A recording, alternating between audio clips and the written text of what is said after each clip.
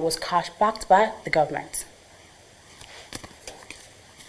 Nigerian Exports Promotion Council has expressed its support for a public-private partnership aimed at fostering export diversification. Chief Executive Officer, Nigerian Exports Promotion Council, Shegun Awolowo, gave the assurance on Thursday in Lagos at the Policy Development Facility Phase 2 Non-Oil Export Conference and Awards. He said the formula launch of the network of practicing non-oil exporters of Nigeria is a laudable initiative, and that he firmly supports a private sector-led platform to ensure there is a voice of the Nigerian exporter.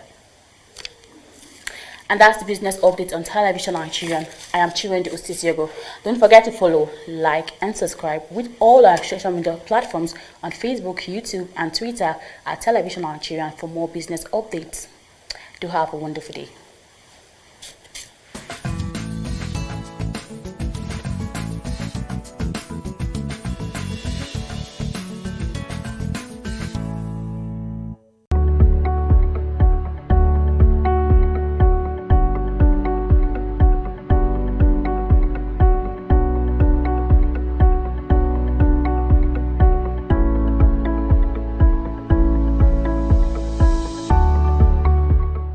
Welcome to today's edition of Science Half Hour. Today's subject is chemistry, and the topic of today is isotopes. Isotope is two or more atoms of the same element, which has the same atomic number with different mass numbers as a result of their differences in neutrons. Many students find it difficult to solve a problem based on isotopes because they don't know the right steps and process to take. Today you'll be listening the way to solve these isotopes and how you can be able to know different isotopes of the same element.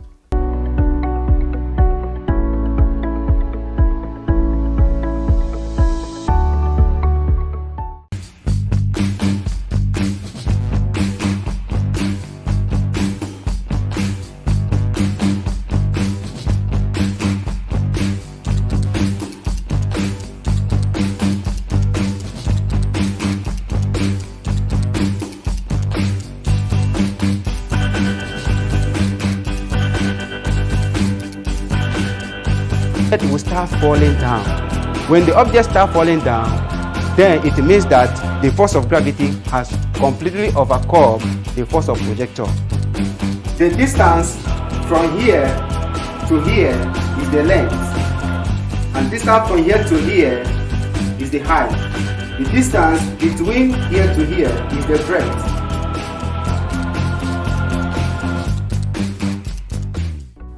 Sometimes many people are confused the difference between isotopes and the allotropy. The allotropy only discusses the physical properties of the same element, but they have different chemical properties. Isotopes only talks about the difference between their mass numbers of the same element, but they have the same atomic numbers. Examples of isotopes are isotopes of copper. Copper has two isotopes, 27% of 6529 and 73% of 6329. Isotopes of chlorine. Chlorine has two isotopes, 75 of chlorine 3517 and 25% of chlorine 3717. Iron has three isotopes, 5.8% of iron 5426, 91.6% of iron 5626, 2.2% of iron 5726, and 0.3% of iron 5826.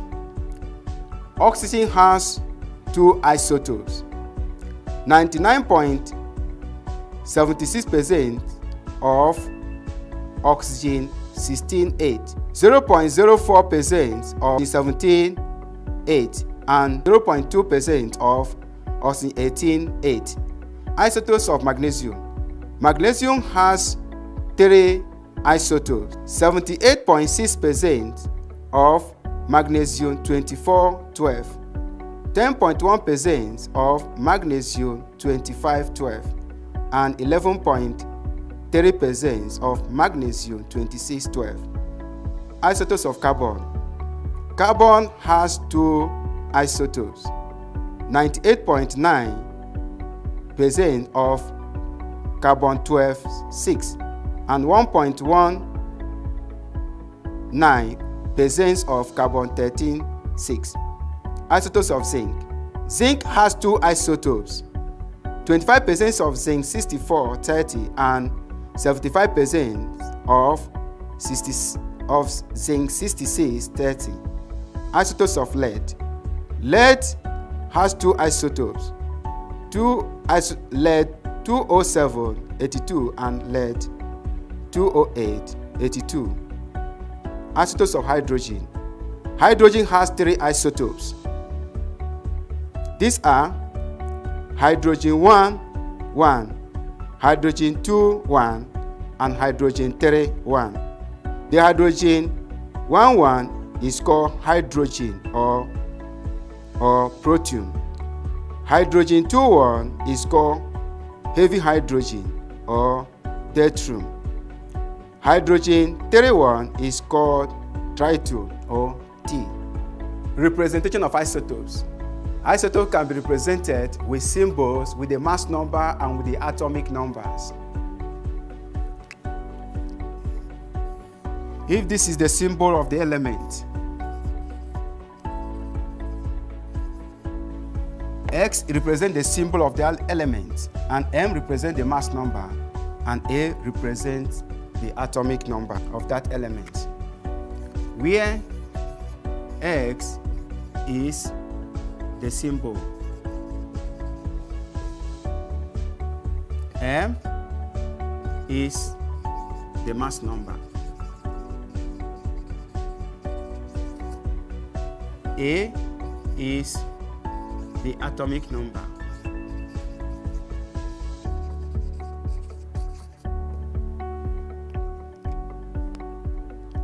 From here, we calculate the abundant ratio of isotopes. How do we get the abundant ratio of isotopes? We get the abundance ratio of isotopes by dividing their percentages of those isotopes by the smallest.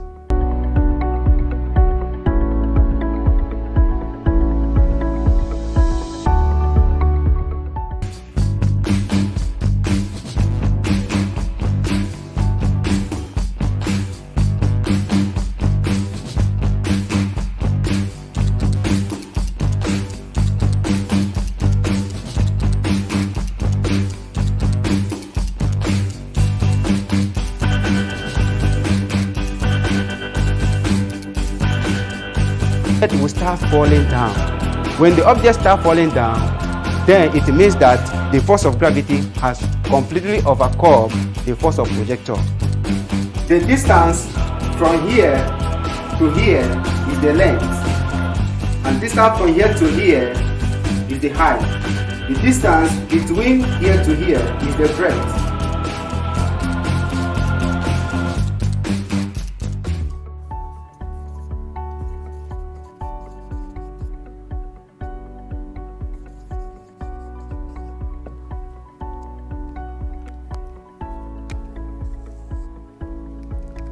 So we talk about abundance ratio. The abundance ratio is got by dividing the percentages of those isotopes by the smallest. Examples. Calculate the ratio of each isotope in the following naturally occurring elements.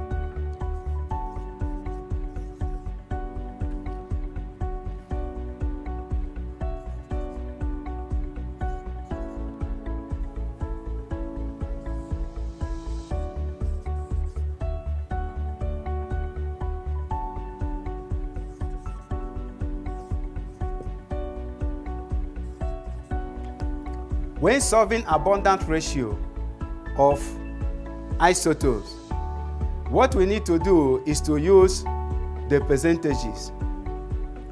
When you When you're looking for the abundance ratio of the isotopes, you consider their percentages. We don't use the mass number, we don't use the atomic number. 63 is the mass number and 29 is the atomic number. And 65 is the mass number and 29 is the atomic number. The reason why this is called isotopes is because this copper has two different mass numbers, 63 and 65. And it has the same atomic number, which is 29, atomic number 29, and this atomic number 29. Because of the differences in neutrons, that is why the mass numbers are also different. So, but they have the same atomic number. This is the reason why this is called isotopes. To solve for the abundance ratio, we use their percentages to get the abundance ratio. How do we get it? We divide the percentage by the smallest. Like this is 27% and this is the 73%. The smallest or the smaller among the two of them is 27. So abundance ratio of copper 63, 29 and the copper 65, 29. The percentage of copper 63 is 27. Now say divide by the smallest ratio, by the smallest percentage, which is equals to 27 divided by 27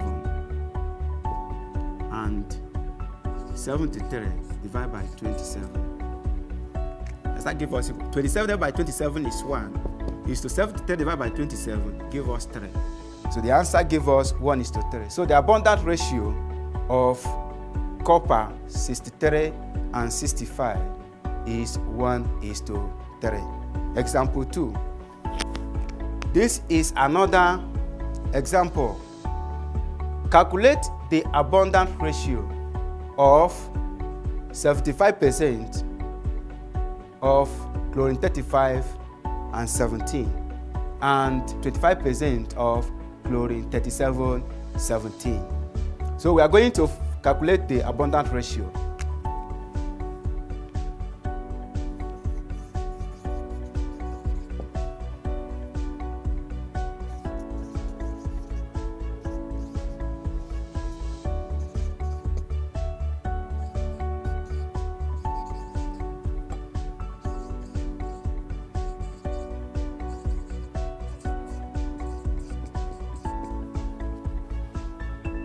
Divide by the smallest. Between chlorine 35 and 17 and chlorine 37 and 17, the smallest percentage among them is 25. This 25 is smaller than 75, so we divide both sides by 25%. 75 over 25 is to 25 over 25. So we divide 75 by 25, then we also divide 25 by 25 because 25 is the smallest. The answer gives us 75 divided by 25 is 3, is to 25 divided by 25 gives us 1. So the abundance ratio of chlorine is 3:1.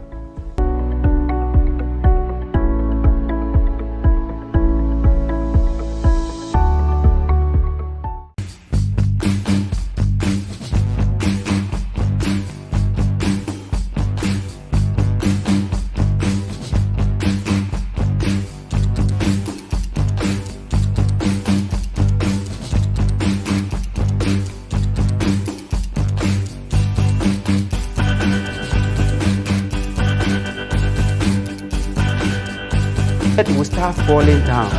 When the object starts falling down, then it means that the force of gravity has completely overcome the force of projector. The distance from here to here is the length, and distance from here to here is the height. The distance between here to here is the breadth.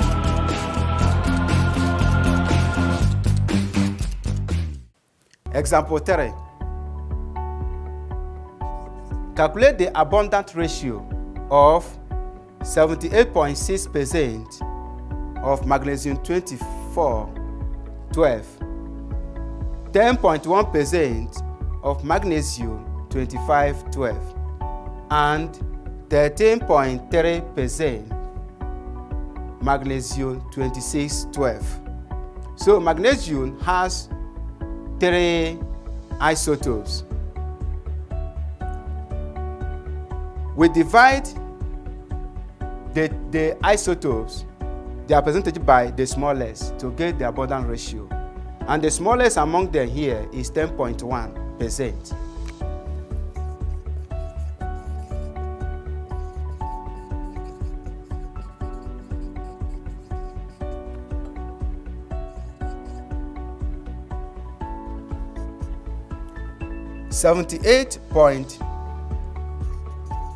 .6 divided by 10.1.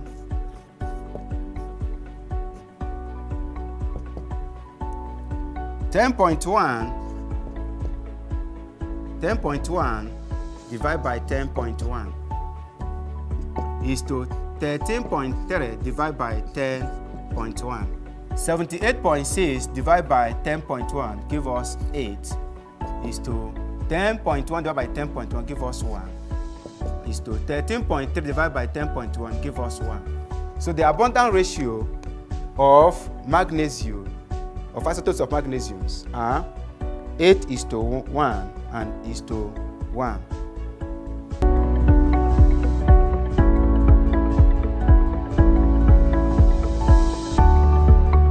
I believe you understood this topic.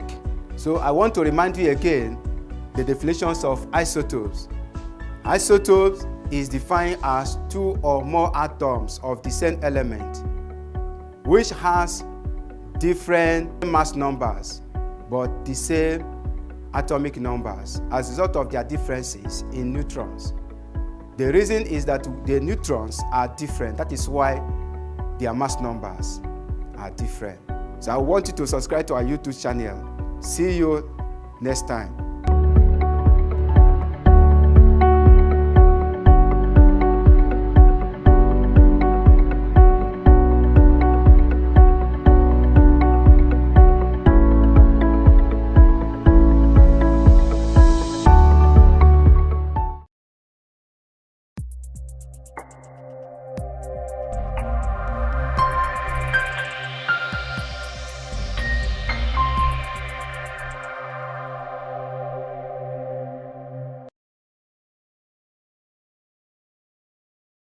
In a relationship, who cheats more? Well, I really don't have a statistic to prove to you who cheats more. The guys or the lady?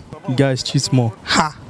Do you need an angel to tell you that? The ladies do more of the cheating. The guys cheat more. I can just say it's the guys. Guys are naturally polygamous. I beg. Of course, ladies, of course. Men cheat. Of course, I've cheated before, but... Mojisola Ogunjura. In a relationship, who do you think that cheat more? The guys or the ladies? Well, I really don't have a statistics to prove to you who cheats more. But in my own opinion, I can just say it's the guys, because we live in a patriarchal society where men are actually more allowed to do their own free will, in terms of sexual rights. They have more sexual rights than women, and because of this patriarchal society that we live in, men feel like they can dominate women in terms of owning them. They believe women are property, and so they do more to acquire women. So in that, if you look at it, looking at polygamy, and they have more tendency of having a polygamous family, so men go for polygamy more. So okay, what can you classify as cheating? Well, this society, modern society that we live in, where we say the one man, one wife. If that's the agreement, it's not a polygamous family. You believe that it's going to be a one man, one wife family. And if that vow is broken, no, another woman comes in. It's no longer one man, one woman. Then it could be cheating. But cheating cuts across. It could also be emotional. It could be financial cheating. So it's diverse. But of course, when we look at having a polygamous home, the first wife could be like you cheated on her to have another wife. So it could be that. Okay, can you accept your guy or your man after cheating? It's deep. It's deep, depending on the circumstance. But for now, I don't think so. Okay, now what advice do you have for people that cheat? You've broken the vow. So first of all, you should understand that. And if you're someone that respects your own opinion, your decision, you don't have to be a leader before you make decisions, and you respect those decisions and you keep to those promises. So if you are someone that keeps to promise, you don't need to cheat. Cheating, it means that you've broken your promise. So that's just it. Azan Kazim. In my own opinion, I think guys cheat more. Why do you think it's guys cheat more? Because most of my friends are always saying about cheating their lady and all of those stuff. It will be very hard for a female to cheat. Only if a guy has broken her heart before. Have you cheated before? Of course, I've cheated before, but even if you cheat, there's always one lady you eventually really care for. You understand? In my own opinion, I think guys. Now, what can you classify as cheating? Cheating is referred to as having multiple girlfriends without being loving them equally. Probably loving one more than the other, and you have nothing to do with the other ones in terms of marriage. You understand? That's what I understand by cheating. Can you accept your woman after cheating? It depends. It depends. Cheating. If I must say, when you say women, as far you asked me earlier if I cheat, even while cheating, you eventually like one more than the other. If the one you like most now cheats on you, no, when you say cheating can be on bed. You understand? So imagine me meeting my woman with another guy on bed. You expect me to it doesn't make sense.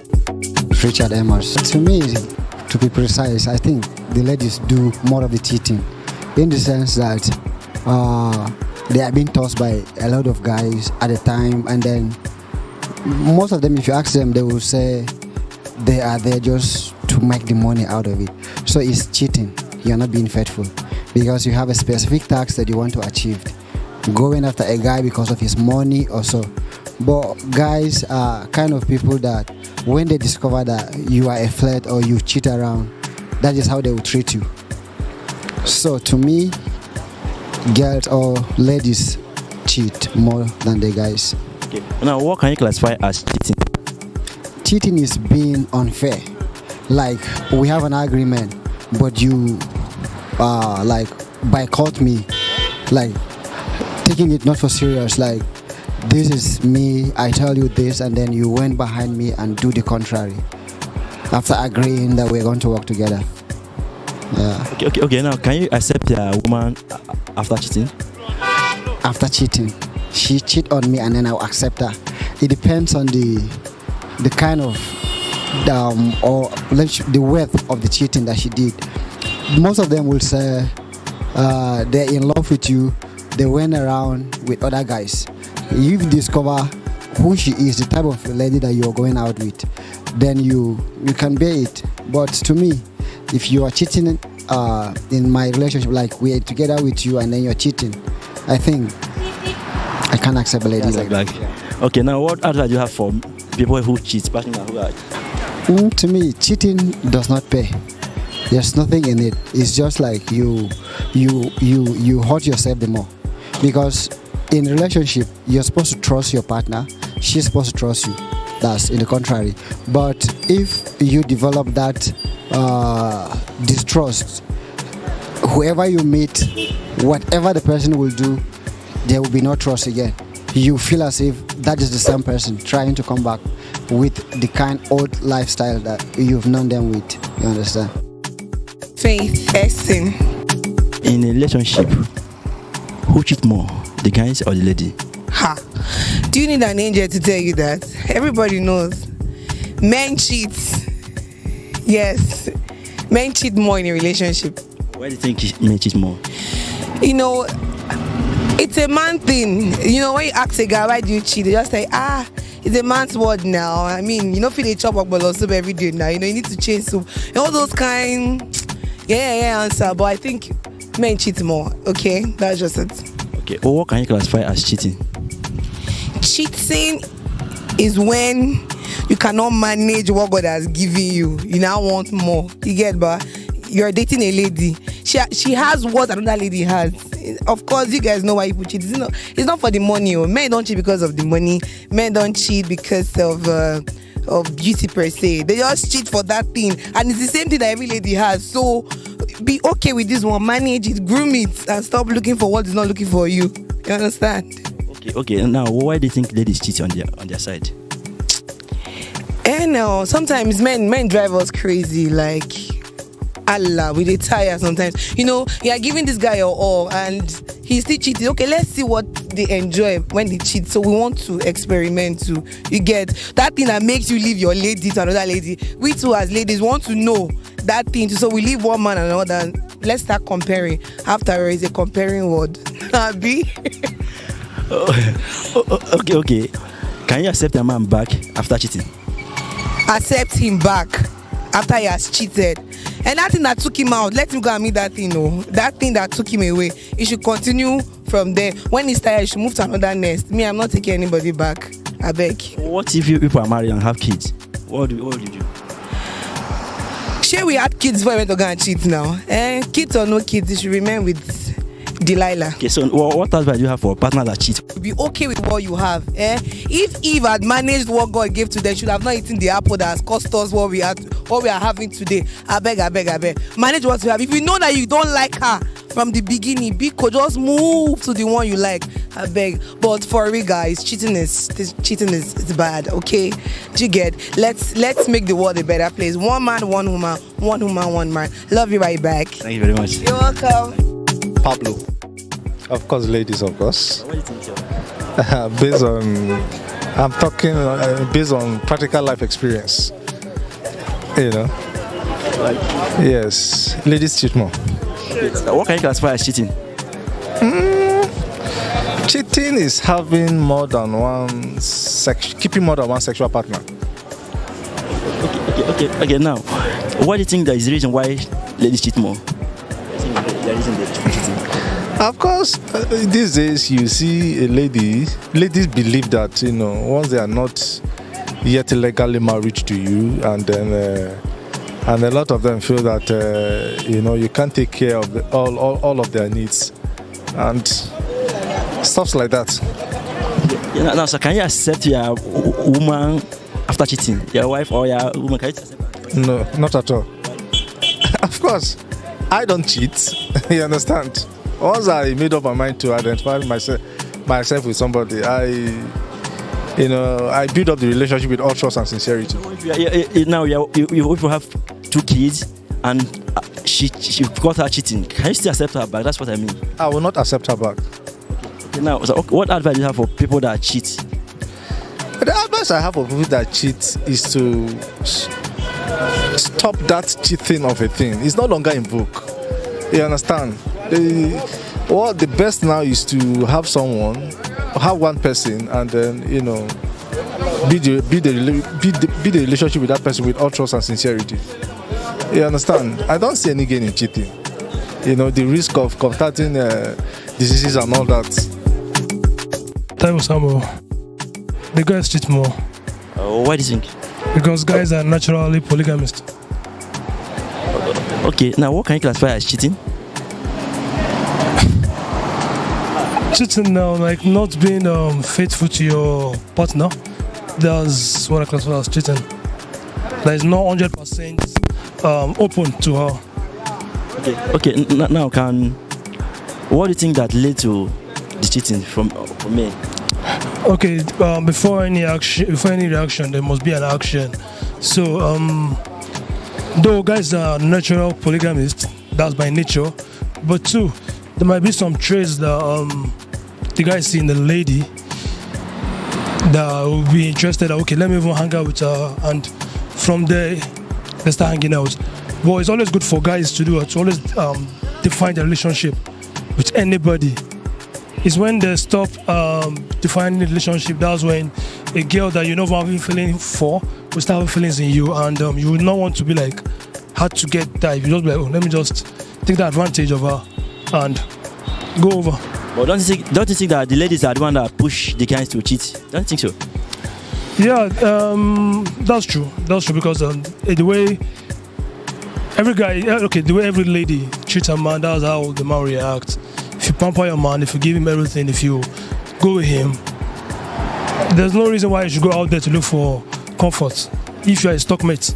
Because a relationship, you have to get a talk mate, not just about a sex mate. If you have a talk mate, then I guess you guys are good. You're both good. Can you accept a woman after cheating? Sure, if she promised not to do that again. Because I know I've also been there before, so I don't know the circumstance that made her to cheat. So you mean that you can accept her back? Yes, sure. Okay. Now what about partners who cheat? Okay, the only advice I have for them is just be real. Just be real. If you like anybody, just tell her, okay, babe, I like you and I want us to be together.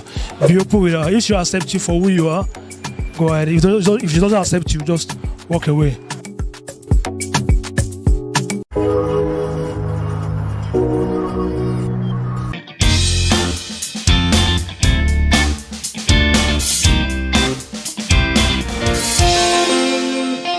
President of the Senate, Ahmed Lawal, has asked the Minister of Finance, Zainab Ahmed, to immediately release the sum of 620 million to the Nigerian Center for Disease Control, NCDC, an amount budgeted for emergency response to the coronavirus outbreak. We're here to find out what Nigerians think.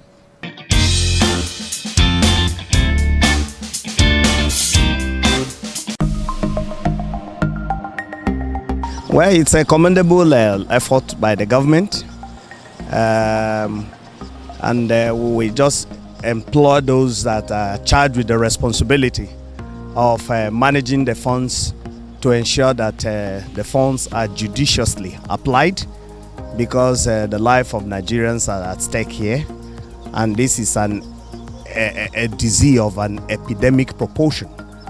And so if care is not taken and we joke with the funds that government has timelessly released, we may be endangering the life of who knows, even your family, because it may come round, because it's just like a marketplace disease. And we pray it shouldn't come here. Thank God for the heat. We understand there are some temperatures it cannot endure. So while our temperatures remain high, let's make haste and deliver these facilities in good time. So while we're waiting for the facilities to be established in terms of trying to provide early care intervention, what exactly do you think the Nigerians or the federal government should do by way of sensitization? Is the sensitization enough? No, the sensitization is not enough. We need to do more, and by doing that we should involve our traditional rulers, religious leaders, and other communal organizations, so that we can penetrate, the message can penetrate, and the ordinary man will understand the implications and what to do anytime it is suspected to have come around their vicinity. So do you think that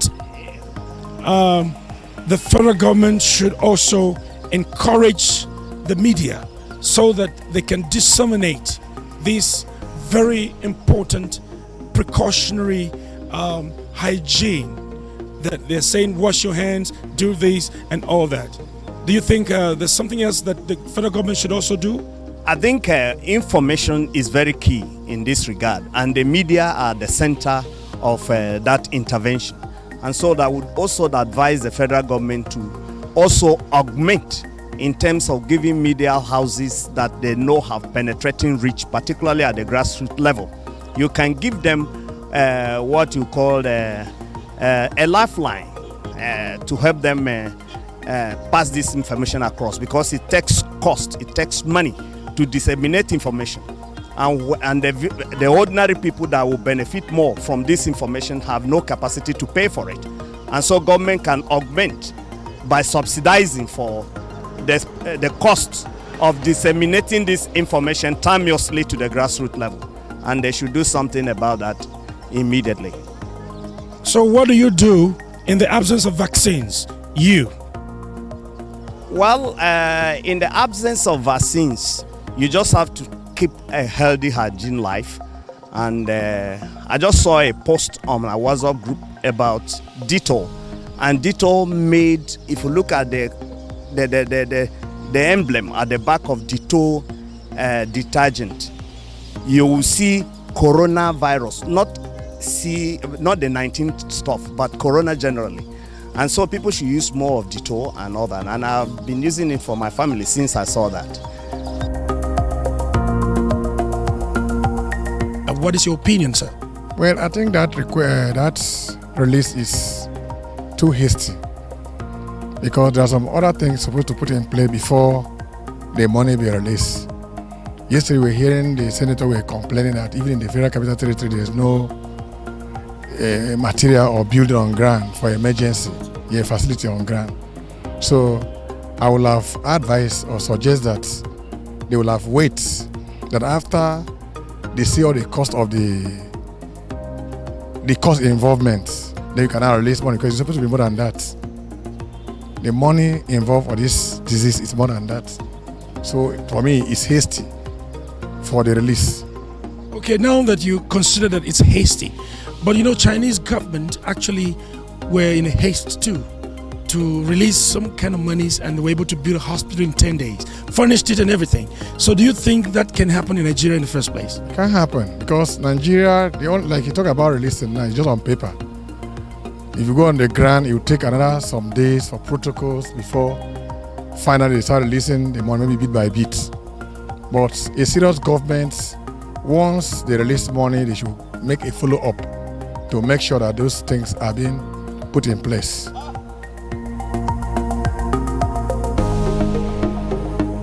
Do you think that Nigeria is also going to be able to handle this, or is our blood very strong that this thing cannot enter?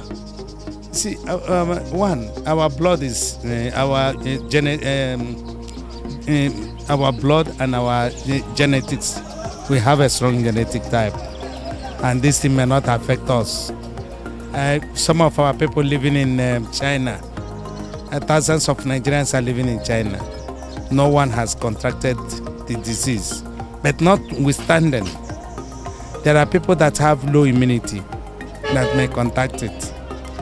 What do? They say it's teaching time saves 9. We must be serious. When in this kind of situation, the government of Nigeria must be serious and see that all these things are done very well. Do you think, in your own opinion, that the Nigerian government were actually ready to receive this outbreak? You see, Ebola, we were not ready. But the seriousness of the minister then shows that we can be able to, that we were, the government then were able to curtail it. If the minister is serious and put every apparatus within his disposal, I think we will curtail. Do you think the precautionary measure, or the awareness, or the sensitization is enough? It's not enough. So what do you want the government to do? Government should put jingle, should come out, the minister every day.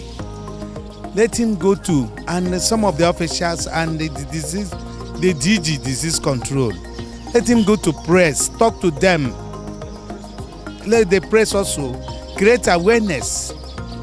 So this thing is not one man's show. Half a disease down already. Fever is around, yellow fever is around. People are down of yellow fever. People are down of what is called, what do you call it? Cancer cough and all these things. And they are not doing anything. Coronavirus that has not even come It's been reported that it's illegal. Coming. It's not coming. We don't have a biological weapon in our laboratory that burst up. They have biological weapon over there which burst up and causing problem for the society there. It's not ours. And from day one that this thing started, they say it cannot survive in a hot condition of ours in Africa. That's what the scientists of China says. So why are now wasting time contributing money to solve a problem that has not come, and the one at hand, they refuse to attend to it? So we should wait and just let it not come and then... It's not coming. We don't even have the condition. It's not coming. See the lie they are telling that the one Italian come from Italy. See the driver came at this on my workshop that he has not even stepped Lagos for the past 2 years. Not to talk of taking somebody from airport to Abeokuta. You can see the logic. This is a siphoning way. They are preparing for oncoming thing. And when we have people who are dying daily. 620 million has been released. That's what I'm saying. The release is to siphon common man money. Use it for the hospital. Buy medicine to the hospitals.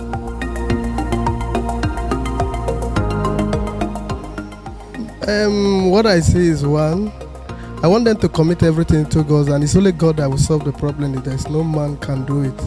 Let them put everything into God's hand. Because without God, we don't know where this problem came from, and that's how we cry to God that God to solve the problem for the nations. Do you think the federal government has done it in the right direction? Is that release very sufficient enough to deal with the outbreak and the epidemic? But what the federal government has done is commendable because we are yet to witness any issue of the virus in the country. So that is just for the preventive measures they've taken. So it's commendable, and I want to appreciate the federal government for taking that bold steps. Attacking the prevention of the spread of the coronavirus and taking it very seriously. Do you think that they're going to be serious to utilize the 620 million just like China? Yeah, according to what I heard the Minister of Health saying, that they've closed down borders, they check everybody coming in the country. So I believe by releasing the funds and the people working, putting their hands on deck, that will bring a solution to that, because we are yet to witness the outbreak here in the country. But they have released money to make... Do you think it's timely? It is timely, it is timely. And do you commend the federal government for that swift reaction? I appreciate the government of President Muhammadu Buhari for the quick response to that. I want to ask you one question. What do you think in terms of how aware Nigerians are in the understanding of the hygiene, personal hygiene, that Nigerians are supposed to be practicing? Do you think Nigerians are actually aware? No, in that area, the Nigerians are not actually aware. They are not at all.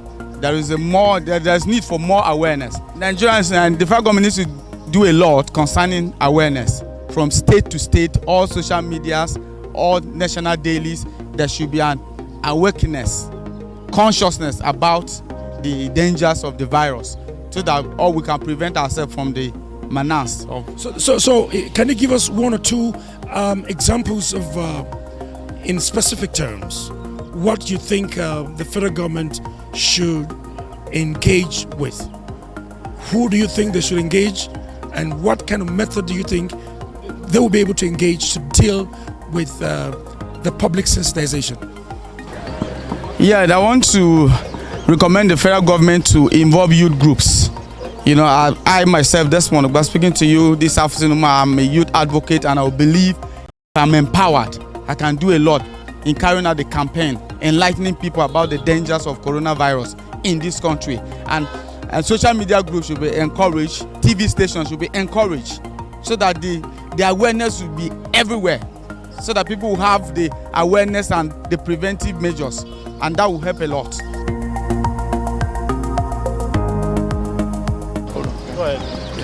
Good afternoon, my name is Oluwaseun. To me, it's a welcome development, but the problem is that, are they going to use it well? That's the question to ask.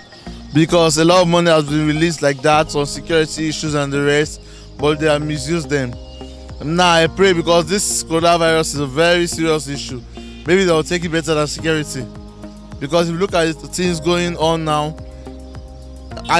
to me, they are supposed to have organized a center. Look at Benue State, they have their center already. They pump 1 billion naira there. So if it's the amount that government has released, for me it's nothing. It's not something to celebrate much because it's what they are doing. So what do you think about the Chinese government was able to build a facility to take care of this in 10 days? And so do you think this money that has been released will be used judiciously, and in 10 days Nigeria will be able to deal with the preparations of setting the facilities right for the control of this coronavirus? Yeah, if you look at the Chinese government rather, you see that they have the cities in their mind. That's the reason why they can fight that battle. What we just need is unity and good leadership. That's the only thing. No matter the amount of money that is released, if there is no good leadership and there is no fear of humanity in there, they will not use it. The 600 and something million naira that has been released, my fear is that they should not misuse the money, in the sense that they might not even use it to control coronavirus. They might share the money. Now the National Assembly, the House of Rep, they are in recess because of what? Because of the fear of coronavirus. There has been a rejoinder to that effect, that the media actually misinformed the public. Okay. So we just dwell on, do you commend the government? I commend the government. They've taken the right step. And I believe the money should be used wisely in order to curb. Even our doctors, like now, I believe that it is only in Lagos State that they have the control, the control center. We have, in fact, we have 6 geopolitical zones. Center should be spread in the remaining 5 geopolitical zones. Why Lagos? So if we should have outbreak in Abuja, the person should be flown to Lagos? No. Yes. Yes, I commend the federal government for this move, because it means they have the masses, they have the people at heart, you know. And if the government is taking this kind of action, then the youths of Nigeria have hope for a better tomorrow. It means the government are not sleeping at all, and this coronavirus will not spread in this country because the government is taking action already. I'm happy to hear that. I'm happy about it. I commend the government. I pray that God will take us to a better place, a better Nigeria, a better future. Well, you have heard the reactions of Nigerians. Many of them have commended the federal government for the prompt release of the 620 million. Most of them are happy that the federal government shows concern to the citizens. Some are also of the opinion that the federal government should utilize the funds appropriately. Peggy, Shande, TVN.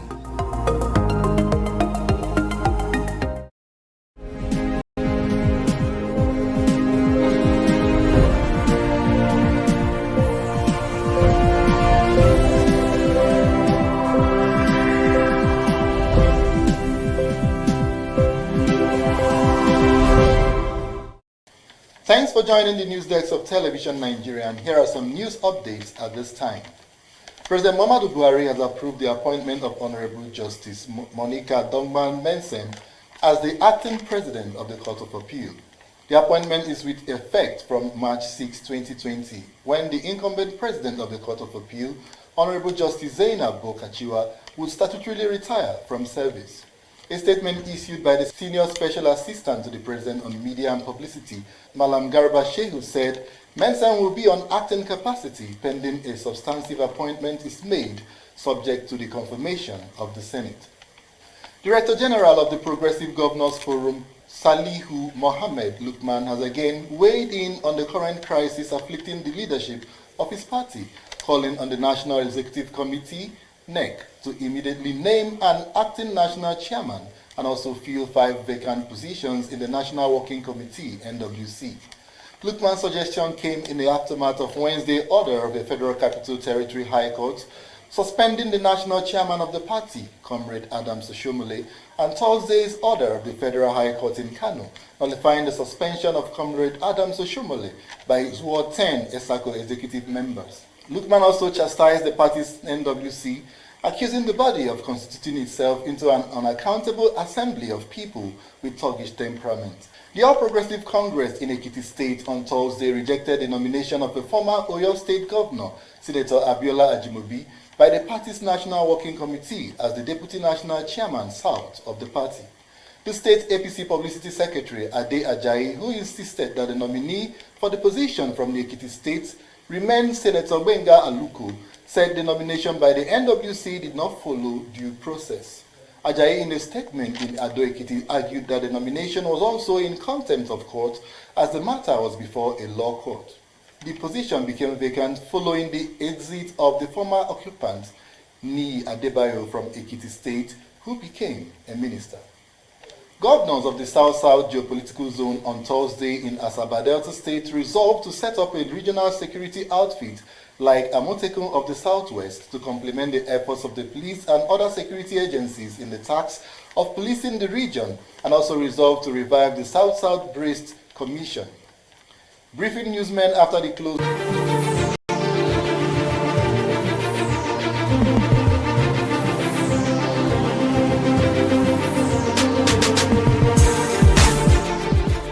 Okay, we're live at the JJ's Cafe here in Gabo Ali Close in Gozope, Abuja, Nigeria. It's a wonderful place. We're opening this place up, a cafe here where so many prospects can come relax and have a nice time. It's a wonderful place, very cozy, very wonderful environment. And of course, today we're having so many people coming around to commemorate this opening here at the Gozope Access. It's a wonderful thing, first of its kind in Gozope in Abuja, and we're happy that we can now have things like ice cream. So if you want to drink, you want to lick ice cream, you want to take a cocktails, smoothies, any kind of thing, snacks, yeah, oh yeah, at the JJ's Cafe, yeah, at the Gaba Ali Close in Abuja, Gozope precisely. This is Television Nigeria, so we are using this medium to tell everybody outside there who wants to announce, create more awareness for that business, product and service. You can always count on us for that.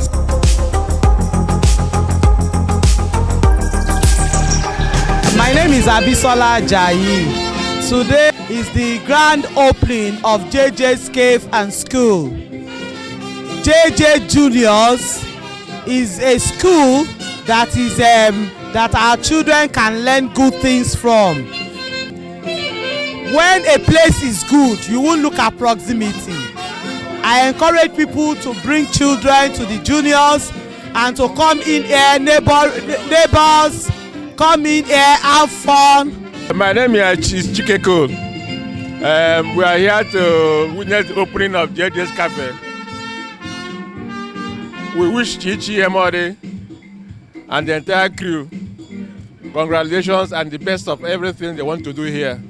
A nice environment, and you can't be wrong coming here. As you have seen, JJ Cafe is the place to be. Our prayer is that God will flourish this place, and it's another avenue that will always come to enjoy ourselves. Yeah, so my name is Okechinye. Chichi is a very good friend of mine. I've known her for so many years. We were in secondary school together at Marymount College. Wow, it's a wonderful day, it's a bright day, it's a beautiful day. The ambience of the place, something new is happening, and that's JJ's Cafe. Something new has happened to the neighborhood of Gozope. I live in this neighborhood as well, so it's good news for the residents of Gozope City in Gozope in Abuja.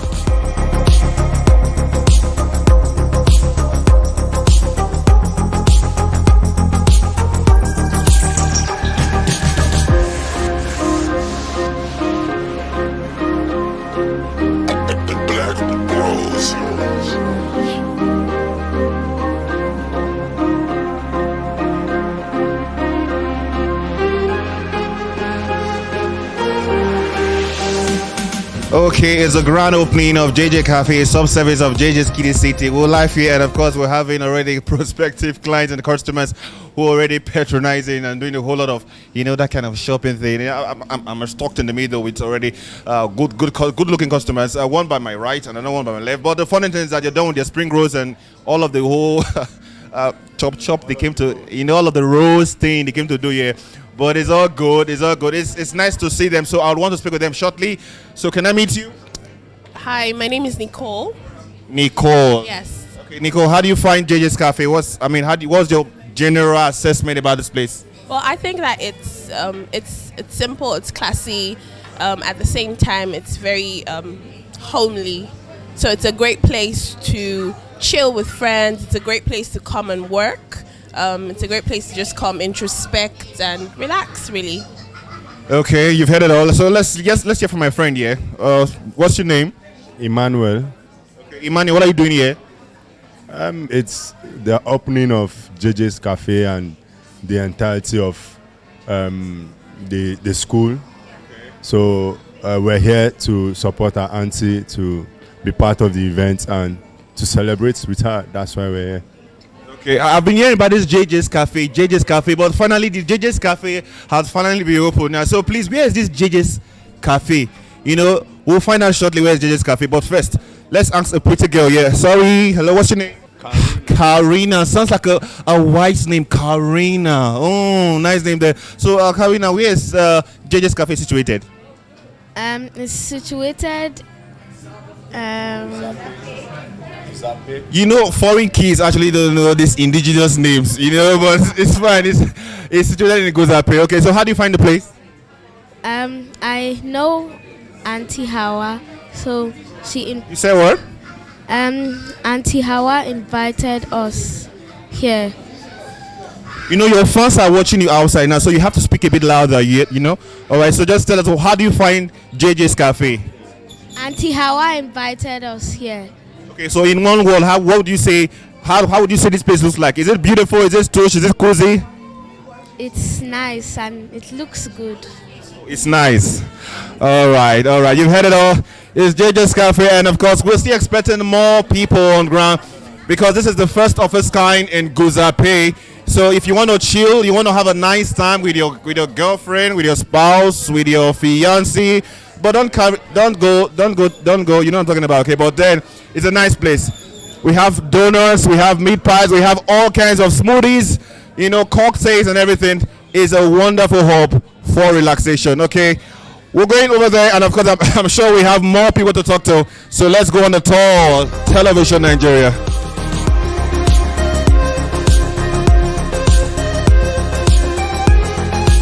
Okay. We're still live at the JJ's Cafe. As you can see, they are properly dressed, looking so corporate, and having this aura. There's some kind of people you see when in a relaxation center. You just want to come around. It's a nice place, all kinds of drinks, corporately dressed, nice customer service. So we are appealing, we're craving your indulgence. If you live around Gozape, to patronize, come around JJ's Cafe, a sub-service from JJ's Kiddie City. It's a wonderful place. You just have to be there.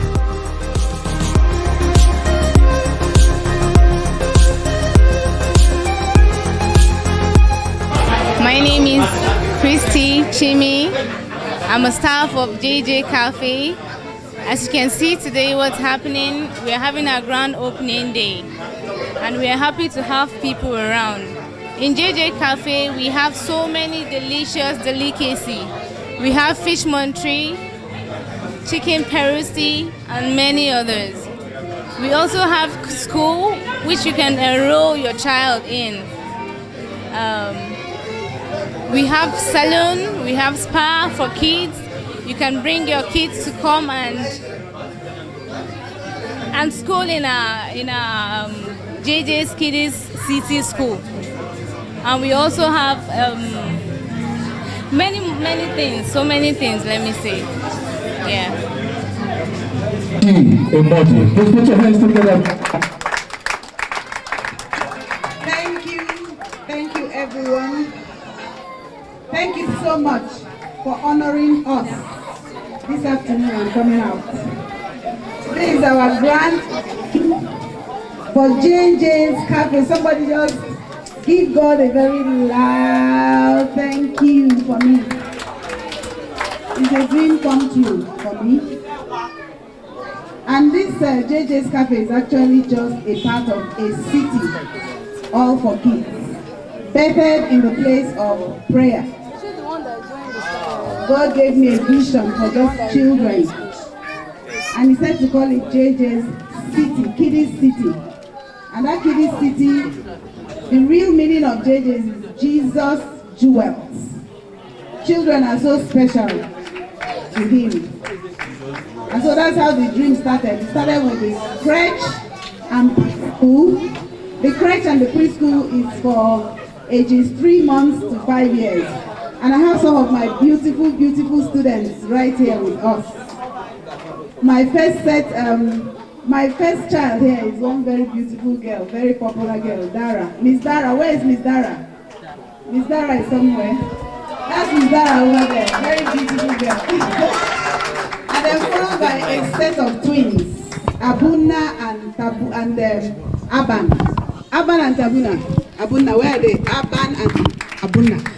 So, well, that's just how God started the vision. Started from the school to the preschool and then to the Bible school for children. So we have a Bible school running here for children from ages 3 to 18 years old. We just want to train them in the ways of God so they can come out to be godly children, affecting our society for the better.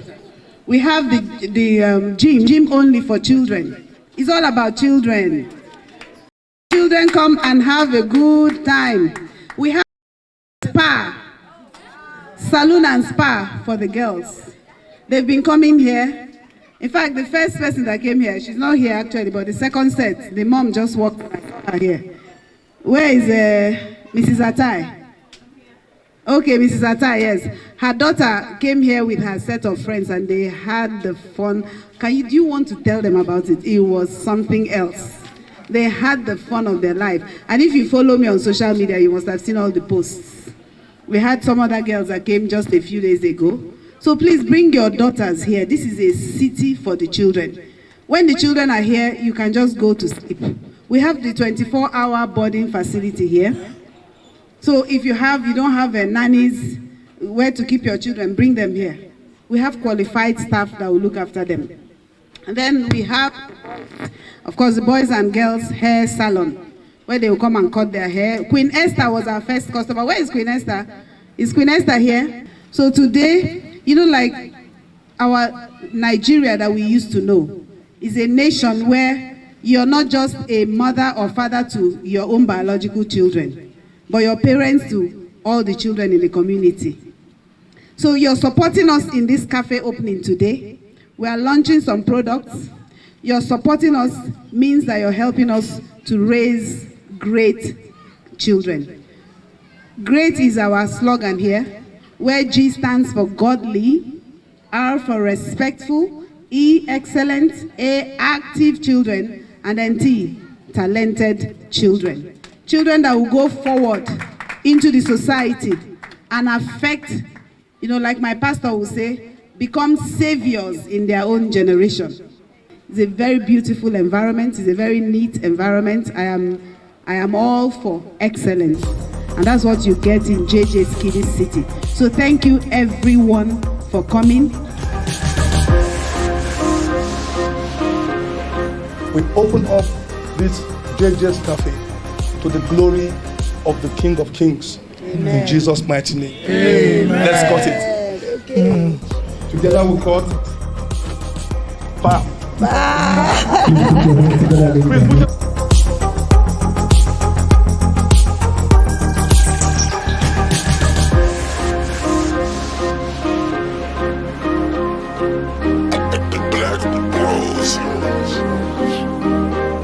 This television Nigeria, and of course we've been at the grand opening ceremony of the JJ's Cafe, Jesus Jewel. Okay, a nice place, a nice arena, and of course I'm with a very amiable personality. Sami, who meet you, please? My name is Pastor Tunde Benjamin Lani. Okay, sir, what can you say about the JJ's Cafe in general, an overview? Wonderful. This is fantastic. The products are excellent, and I think everybody should be part of this. In fact, this cafe is going to add value to this industry. It's wonderful. What I see is excellent. So, in one word, what would you say about the person who has packaged this whole idea together? Wow, she's a woman of very great vision, and a woman of action, because things are created twice. She had this in her mind, and today we have seen it come to pass. She's a woman of great action and a woman of vision, and this is going to go very far. It's going to go very far. Thank you so much, sir, for coming around. I appreciate you, sir. Thank you very much, TVN, and God bless you.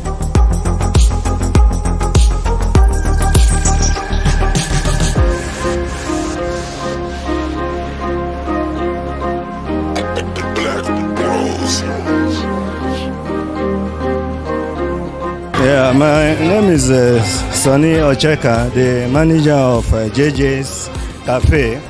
Today is the grand opening, so it's been very interesting. It's new in town in Gusape, plot 164, Garuba Ali Close, Cadastral Zone, Gusape, Abuja. So it's been interesting, and we have a variety of menu, continental, drinks, Chapman, meat pie. So I invite Abuja people to patronize us.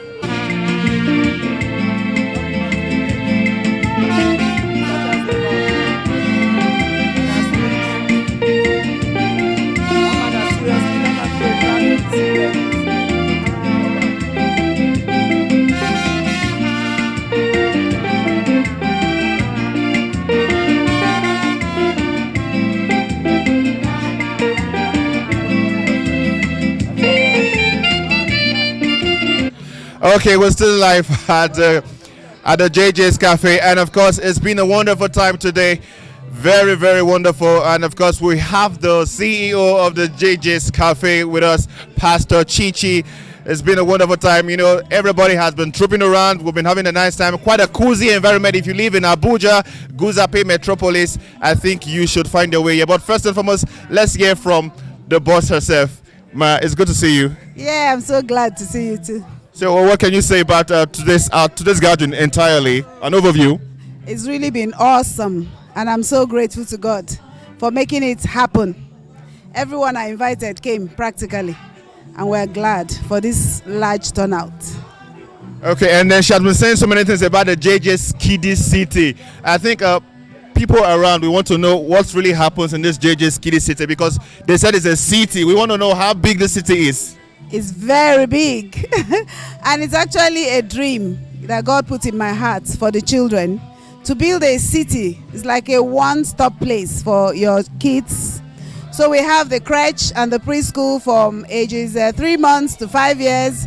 We have the spa for the girls, the hair salon and barbing salon for boys, and then the spa where they have the time of their lives. If you're having a birthday party, like my little girl out there, you come with your friends and you are pampered. You have a spa day, it's beautiful.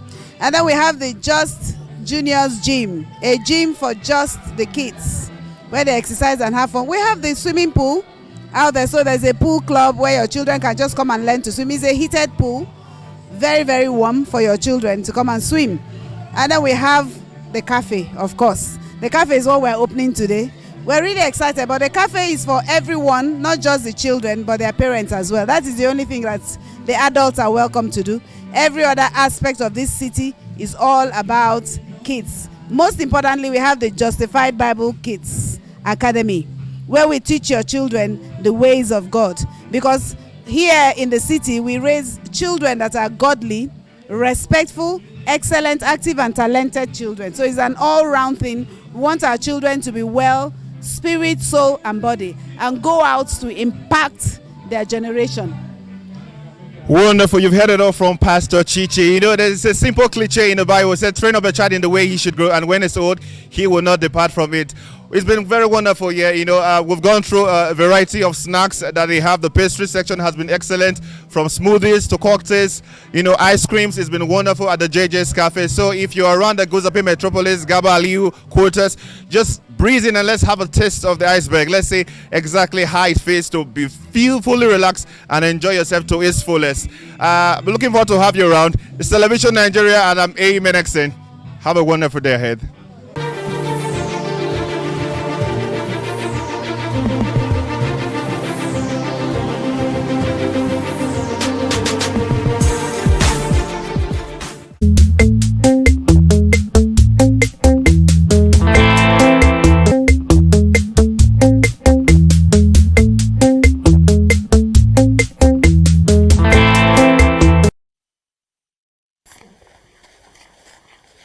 Hello, good day and welcome to Press Talk on Television Nigerian. Television Nigerian, we dissect and analyze issues that are topical and trending in the media. I am Samuel Apan. With me on Press Talk is Mr. Sylvanus. Sylvanus is a journalist and is also a lawyer. Welcome to Press Talk. Thank you for having me. With me too is Dan Atai. Dan Atai is a politician of the APC fold and is also a journalist. Thank you. Okay, we'll go on a short break. When we come back, we will give you the issue of the day. Stay tuned.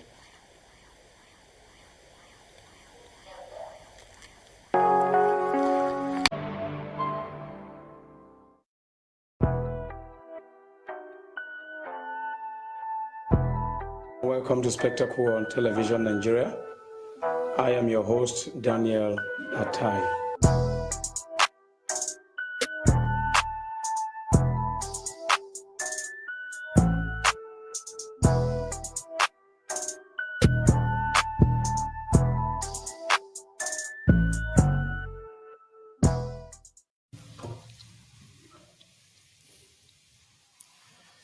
Happy anniversary to all Nigerians all over the world from us in TVN.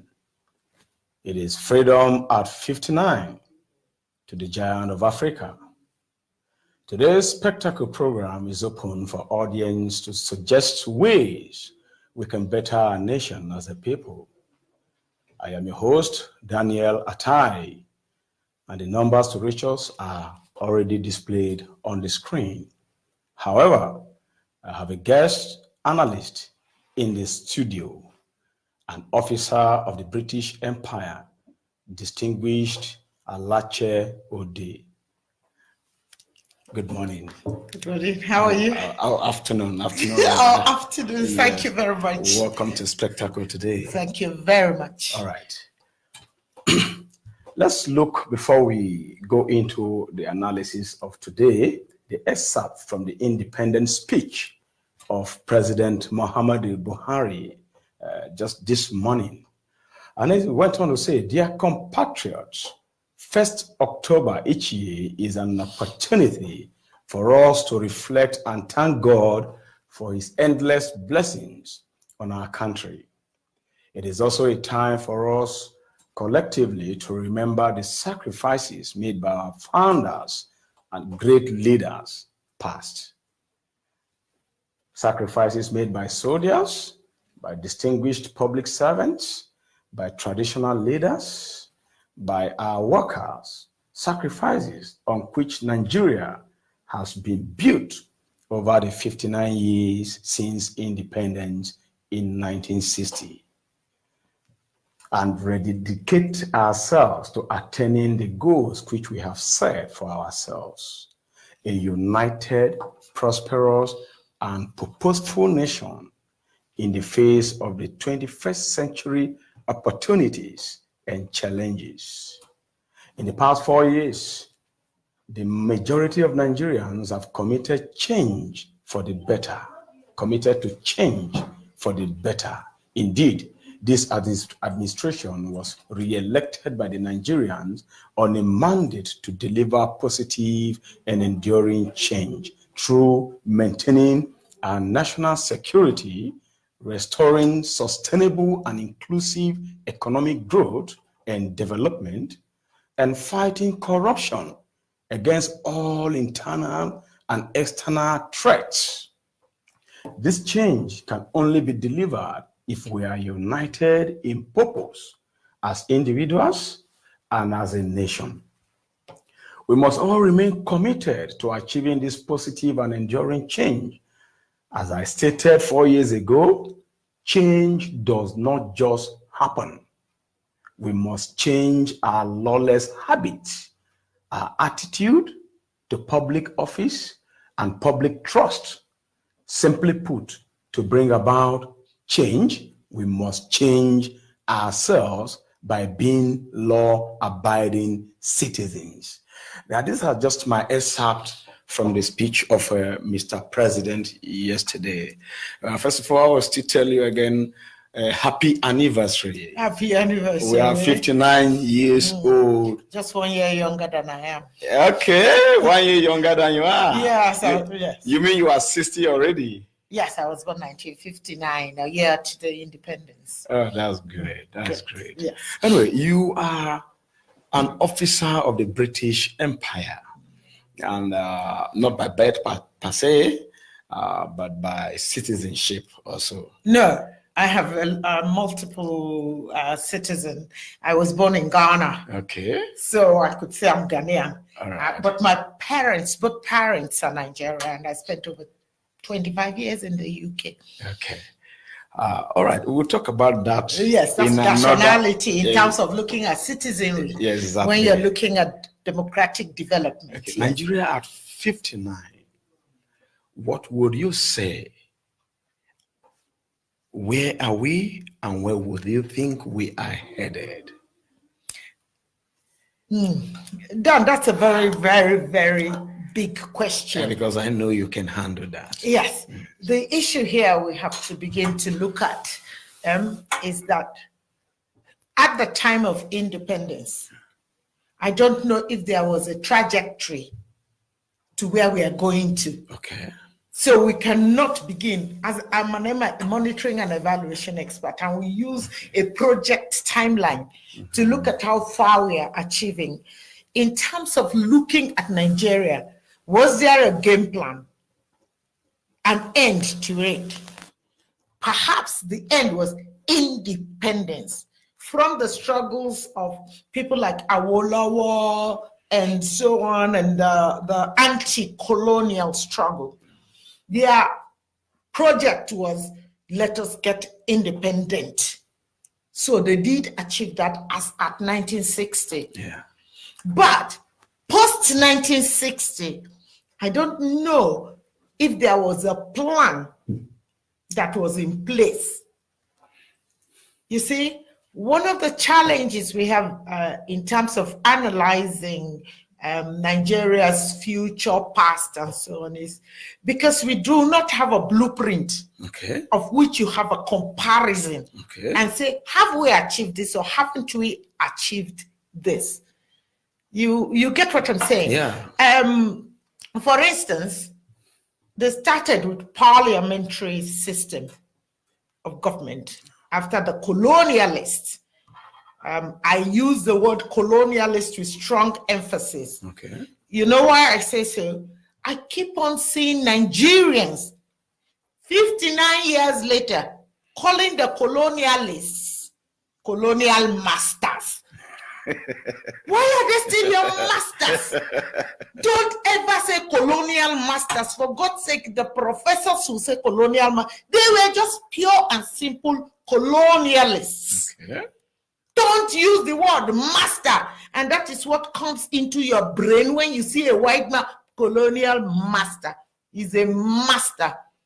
What I'm talking about now, it gives an issue. It gives an inferiority complex. Yeah, issue of complex. And that is why when a white man walks into the office, everybody stands up. Exactly. But when a black person enters and the black person is a highly erudite, intellectual person, yes, he's not respected until he says, do you know who I am?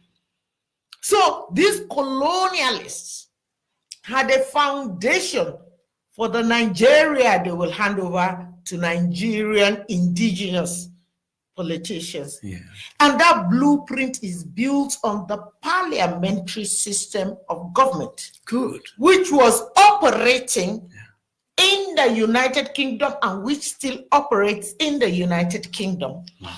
And then they handed us a parliamentary system. The laws supports a parliamentary system. And then Later on, we went into the military regimes and so on, who were really unprepared for the type of system.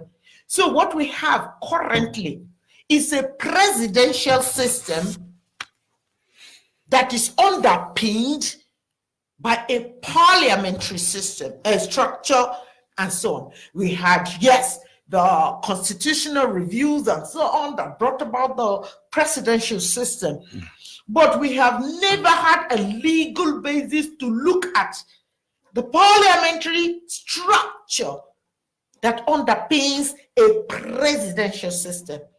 And there lies the bane of the relationship between the state or the subnational structure and the national structure.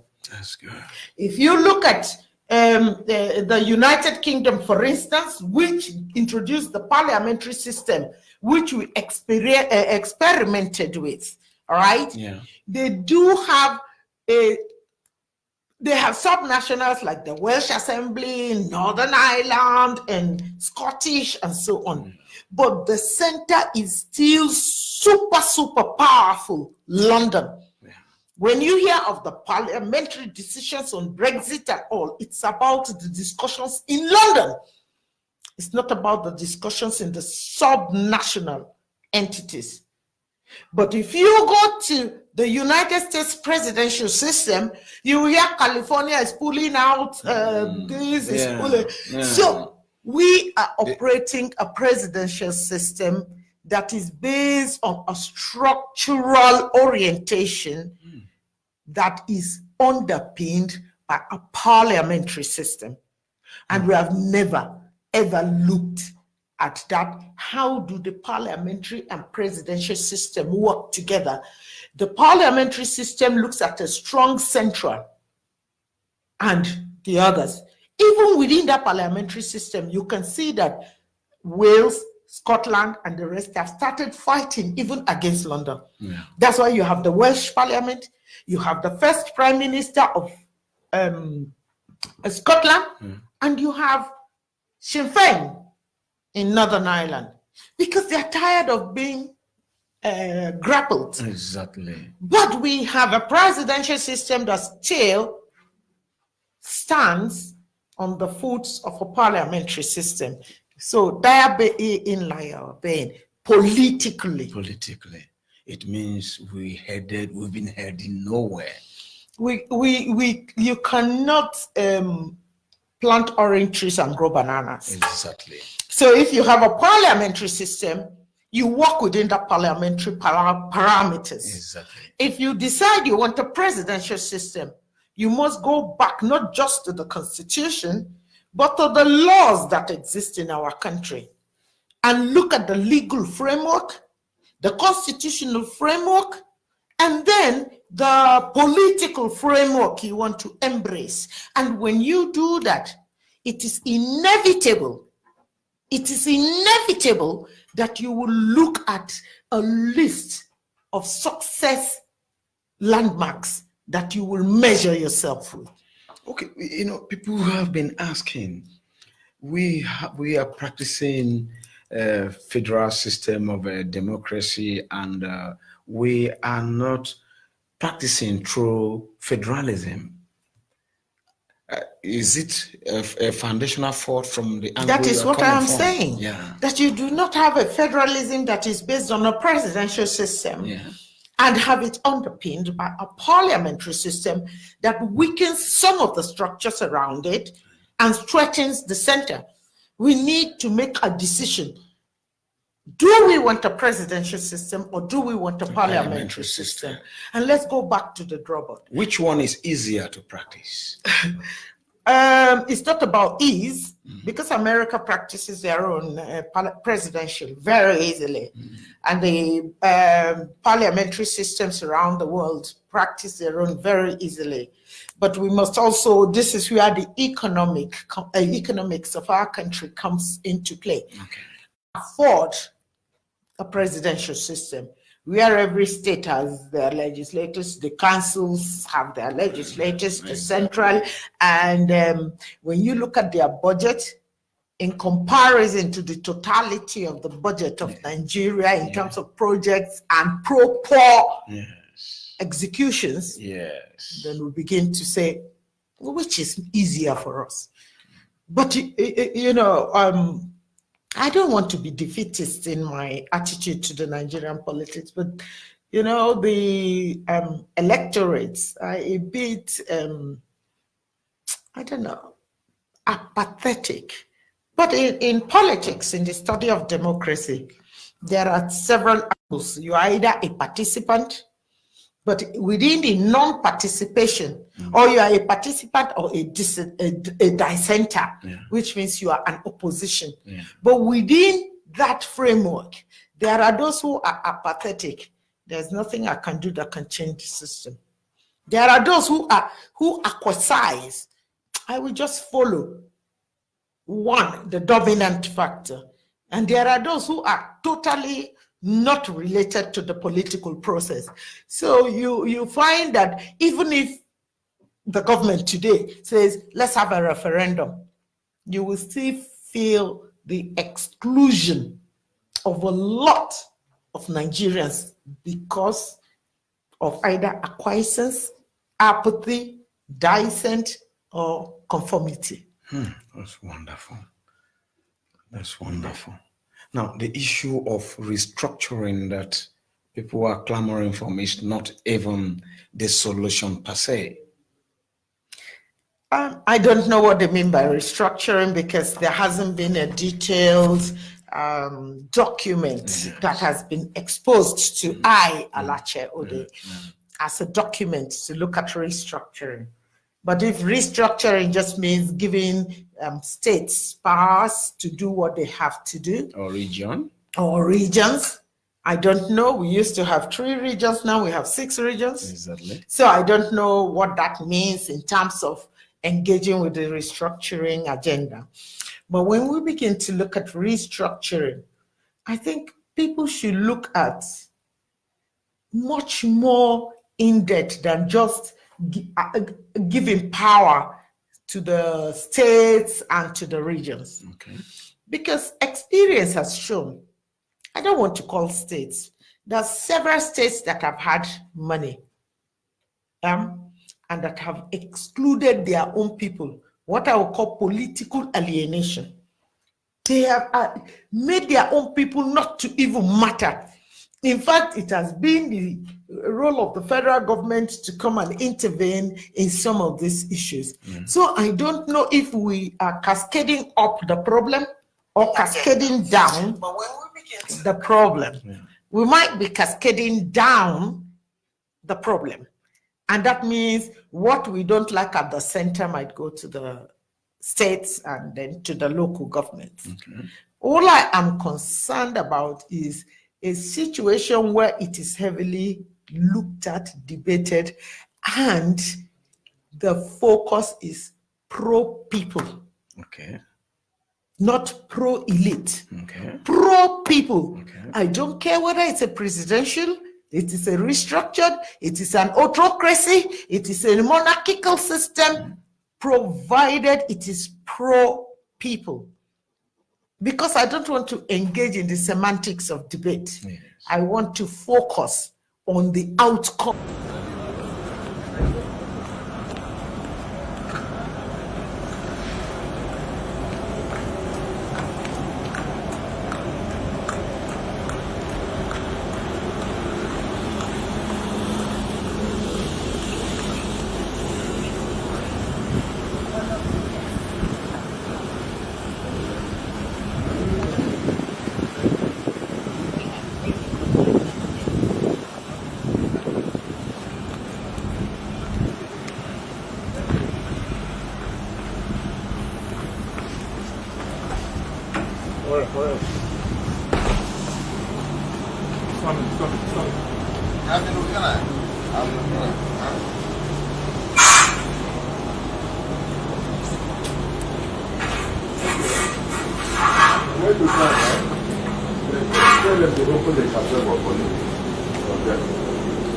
Casebo.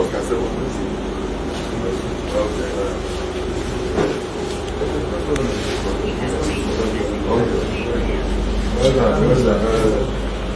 is Nigeria too. We have been here. The last time.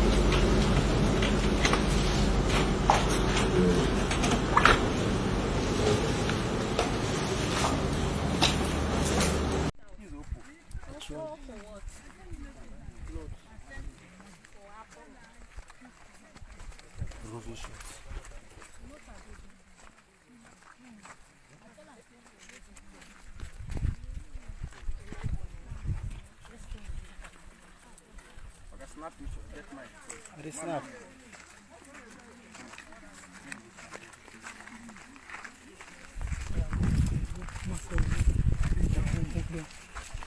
Normal, moving shot back. Director.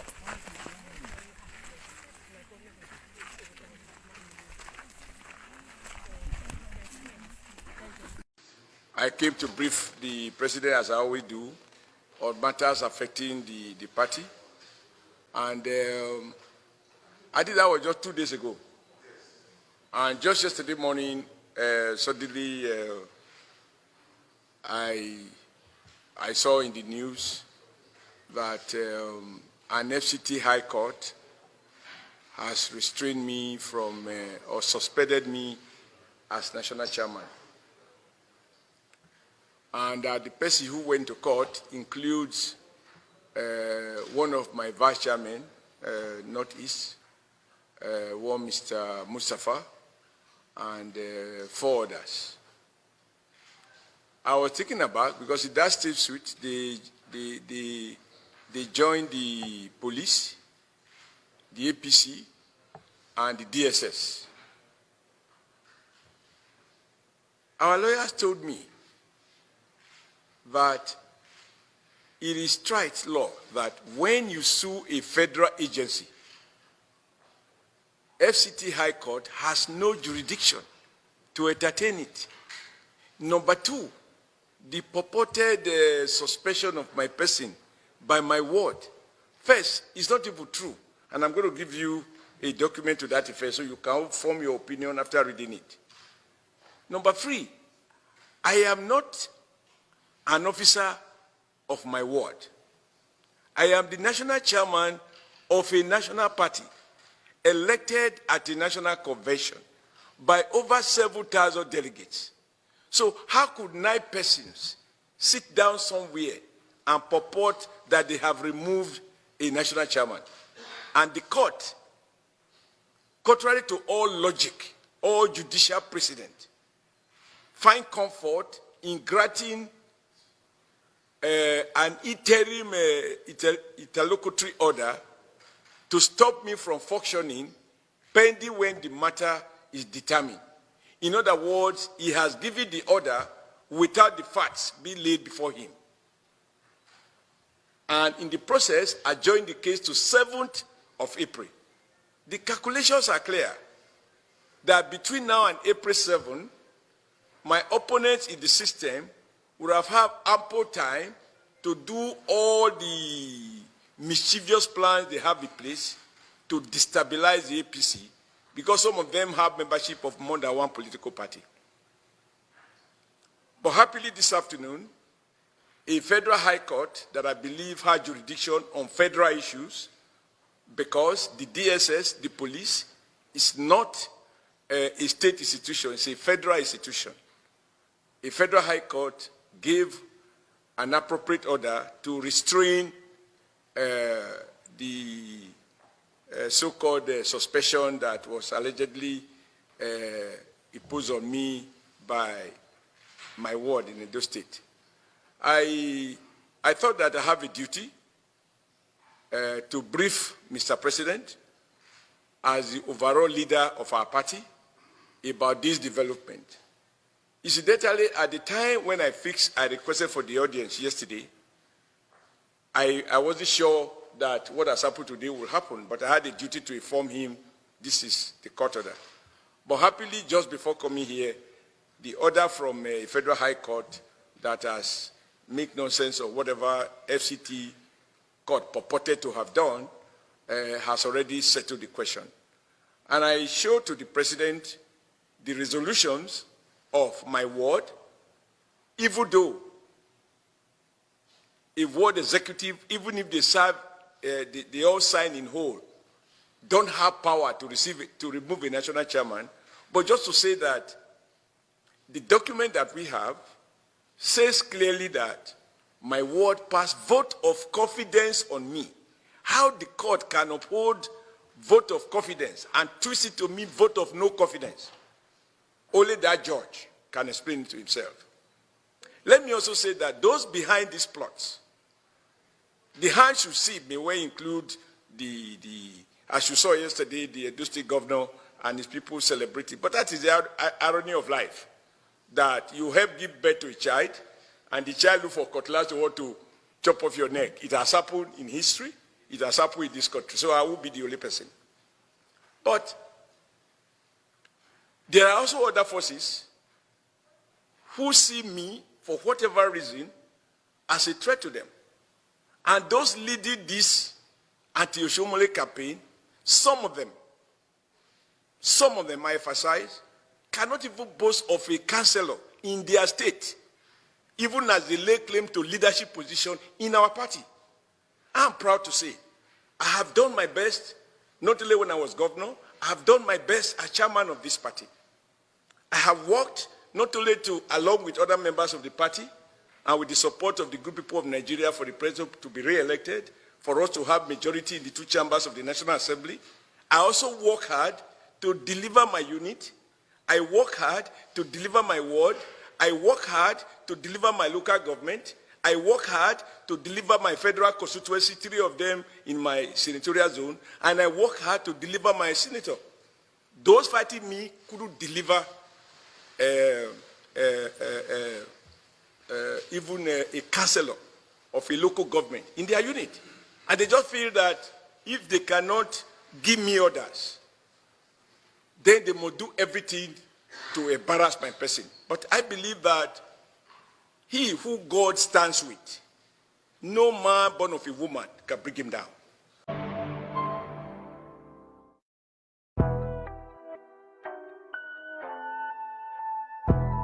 Welcome to Spectacle on Television Nigeria. I am your host, Daniel Atai.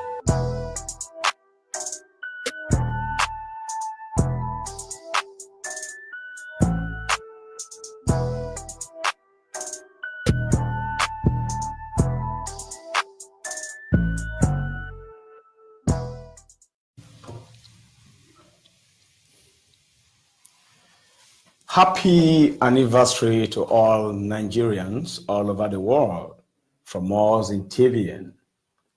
It is freedom at 59 to the giant of Africa. Today's spectacle program is open for audience to suggest ways we can better our nation as a people. I am your host, Daniel Atai, and the numbers to reach us are already displayed on the screen. However, I have a guest analyst in the studio, an officer of the British Empire, distinguished Alache Ode. Good morning. Good morning. How are you? Afternoon. Afternoon. Afternoon. Thank you very much. Welcome to Spectacle today. Thank you very much. All right. Let's look, before we go into the analysis of today, the excerpt from the independent speech of President Muhammadu Buhari just this morning. And he went on to say, dear compatriots, 1st October each year is an opportunity for us to reflect and thank God for his endless blessings